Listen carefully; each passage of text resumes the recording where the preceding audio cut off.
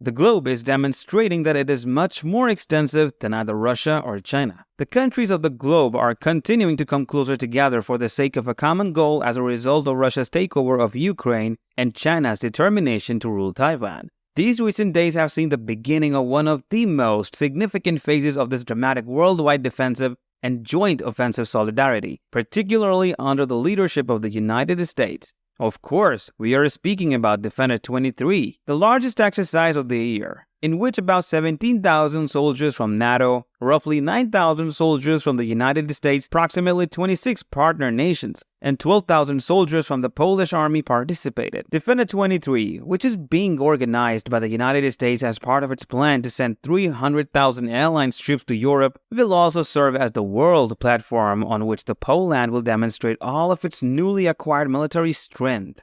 In addition, the assets of the United States and Polish F-35 fighter planes, an M1 Abrams tank produced in the United States and transferred to Ukraine, as well as fighter jets such as F-22, will be the favorites of these crucial drills. Because as you may be aware, military exercises are not held against circumstances that will never happen or are unlikely to happen. Russian leader Vladimir Putin and Chinese President Xi Jinping will need to observe these military drills to see what occurs in the future. In other words, the goals of these drills must inevitably be based on actual risks or perils of some kind. Let's go right into the largest military maneuver carried out by the airlines on the Russian-Belarusian border this year. In particular, the participation of Poland in this military exercise marked the beginning of the event, during which both the United States Armed Forces and the Polish Army would demonstrate their full military might to the rest of the world. The Russian territory of Kaliningrad, which shares a border with Poland as well as the border with Belarus, are seeing a disproportionate amount of troop mobility. Poland's armed forces are now being increased from 150,000 to 300,000 members, despite the fact that this action is one of the alliance's most impressive shows of the power. In order to accomplish this goal, the Polish army has purchased from the United States military a large number of M1A2 Abrams tanks, dozens of HIMARS and Patriots, as well as dozens of F-35s and F-22s. In addition to this, Poland has supplied its armed forces with the most cutting-edge tank of its age in the world, the K2 Black Panther, which was manufactured in South Korea. The United States and Sweden are conducting simultaneous military drills at the same time as Defender 23, which is being hosted for the 9th time this year. This year, it is intended to identify the strategic and operational levels of conflict, to carry out command and staff exercises, and to carry out combined and experimental exercises with the use of simulators. All of these activities are scheduled to take place. It is important to identify the countries that are taking part in the drills. It has been established that military personnel from the United States of America, Slovenia, Sweden, Lithuania, Latvia, Turkey, France, and Estonia will take part in the drills. On military training fields, not just in Poland, but also in other countries, maneuvers involving the Abrams, Bradley, K9 Thunder, and AHS Crab equipment have been disclosed. The Defender 23 exercises will take place throughout a wide swath of the country. People in Poland, where the exercise had its start, were instructed not to share any images of the equipment they used out of concern for their safety.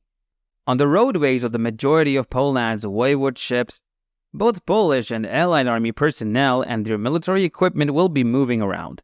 When you come across a large number of military vehicles, you may need to practice an increased level of caution if you are located close to or directly in Poland, which is where the exercise is beginning. In addition, there is a strict prohibition on moving across the space in between columns of moving military vehicles. In point of fact, China and Russia are the parties that ought to be paying attention to these exercises.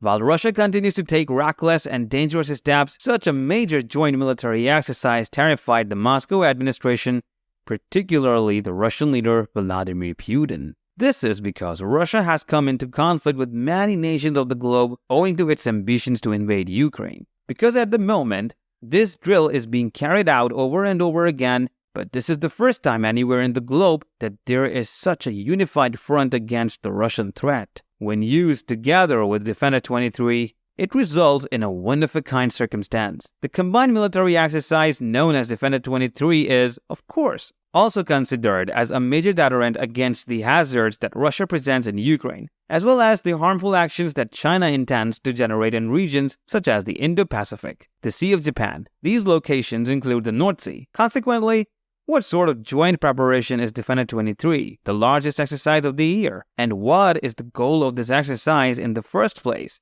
The United States United Command is leading a global joint exercise known as Defender 23. The goal of this exercise is to increase preparedness and interoperability between the United States and the NATO allies and partners. The training of Defender 23 is broken up into 3 distinct but connected activities. These 3 drills are referred to as a Quick Response and Saber Guardian. Every one of these workouts focuses on accomplishing distinct and difficult objectives. The capacity of participants in the Swift Response exercise, for instance, to carry out 3 different but simultaneous combined aerial forcible entry operations is one of the skills that are tested. During this portion of the training, the Spanish Airborne Brigade, also known as the Brigada Paracaidista, is in charge of directing 3 almost simultaneous airborne operations in the countries of Estonia, Greece, and Spain. In addition, there are connections between the United States Air Force's exercise Astral Knight in Europe and the United States Navy's exercise Formidable Shield in Europe and Swift Response 23. On May 7th, in the territories around the Baltic Sea and the Mediterranean Sea, the beginning of the Rapid Response 23, first of 3 major exercises that make up NATO Deterrence and Improved Readiness 2023, or Dynamic Force Recruitment to Europe, respectively, will take place. Countries like Poland, France, Germany, the United Kingdom, and the United States will all take part in this stage of the exercise, which will last until the 20th of May and will carry on until then. The Immediate Response exercise, on the other hand, enables the participating nations and people to overcome the obstacles of swiftly creating combat troops from the United States. In conclusion, Exercise Saber Guardian provides the opportunity for units to participate in a variety of one-of-a-kind difficulties, such as controversial wet gap crossings, forward crossing in lines, and cooperative forest entrance operations. As part of the United States Army-led Exercise Defender 2023, drills will start this month in 10 different nations in Europe and will continue through June. The exercise is being supported by the United States Air Force Africa Command. USAF Africa is responsible for determining the flight paths that combat aircraft and tanks take over the course of their operations. During the briefing, Sabrina Singh, who serves as the Deputy Press Secretary for the Pentagon, discussed the objectives of the drill. She said that the purpose of this yearly exercise, which will last for close to 2 months and would focus on a strategic deployment of forces located in the United States, the utilization of stockpiles that had been previously deployed by the Army, and interoperability with European friends and partners. The purpose of the exercise is to demonstrate that the United States military is capable of swiftly deploying dependable combat assets and equipment in order to reassure friends, discourage those who threaten the peace in Europe, and protect the continent from assault. The exercise also serves as a demonstration of the European countries' commitment to expanding the capacity, capabilities, and interoperability of their militaries. More than 20 ally and partner nations will have troops participating in the multinational exercise Defender 23. A considerable amount of assistance is being provided by each of the host nations in order to facilitate the large-scale transit of troops and equipment from the continental United States for this exercise.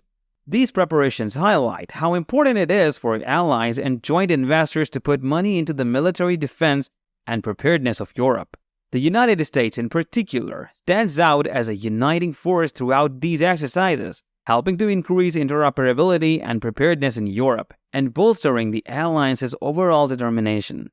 The United States Air Force Africa operations are being supported by the Air Force Reserve in a variety of ways, most notably by A-10C aircraft based out of the Reserve Wing at Whiteman Air Force Base. To mark its 75th year of service, the Air Force Reserve is providing combat-tested airmen to meet national security objectives all throughout the world in this anniversary year.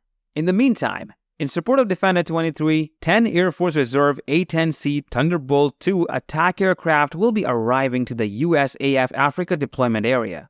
These aircraft are assigned to the 442nd Fighter Wing at Whiteman Air Force Base. During the exercise, the aircraft will spend the most of their time stationed in Spain and Greece.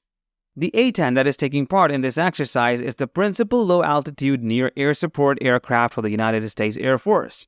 It is also the most advanced aircraft in the Air Force's inventory that was built to provide close air support to ground forces. These capabilities offer fundamental support to the ground component of the joint force and will provide the United States military with greater flexibility in terms of power planning in highly contested regions.